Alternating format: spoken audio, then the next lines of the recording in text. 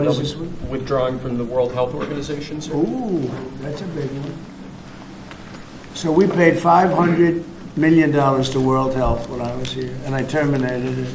President Donald Trump declared the United States will withdraw from the World Health Organization, criticizing its handling of the COVID-19 pandemic and accusing it of political bias and disproportionate financial demands.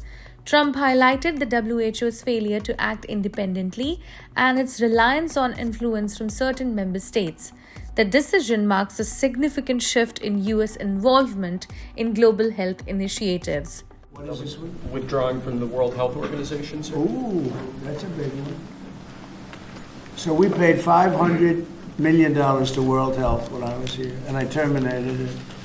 China, with 1.4 billion people, we have 350.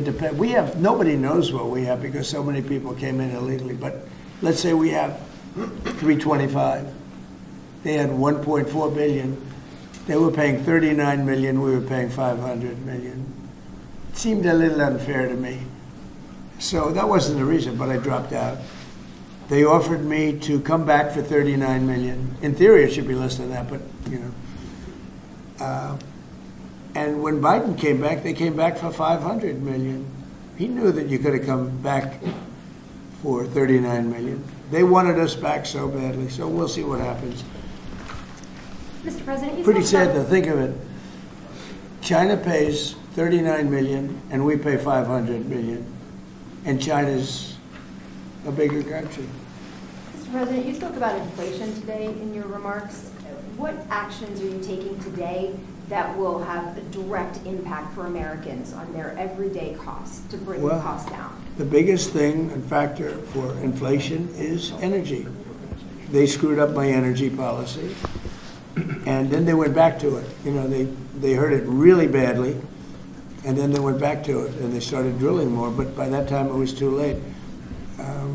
Many of these things that we're signing and that Doug Burgum is going to be signing, and Chris Wright, who's phenomenal, Energy, Department of Energy.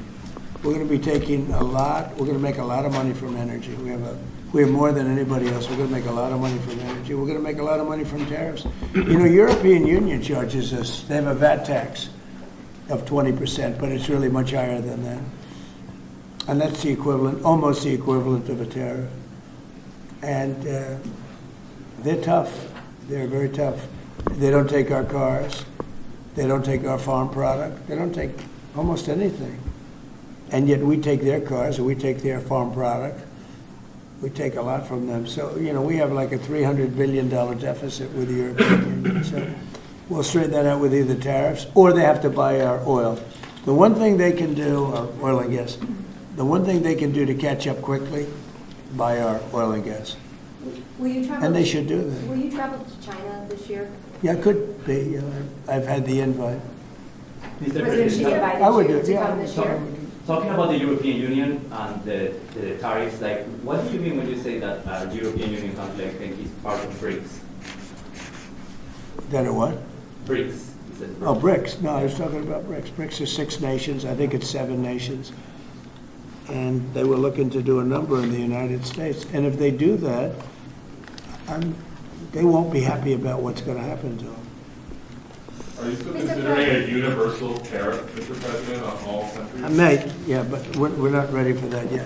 Cheered by a crowd at an indoor rally, Trump sat at a desk as he signed a series of executive orders in leather dossiers, the first steps in enacting a far-reaching agenda to expand America's territory, curb immigration, boost fossil fuel production, and roll back environmental regulations.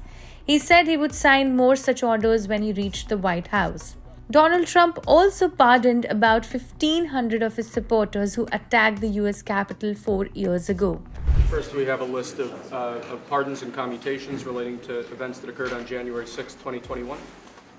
Okay, and how many people is this? I think this order will apply to approximately 1,500 people, sir.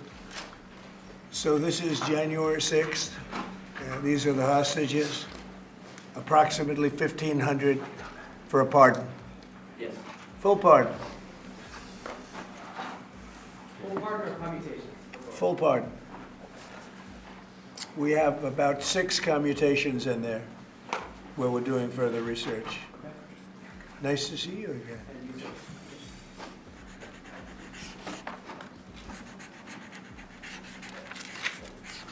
So this is a big one.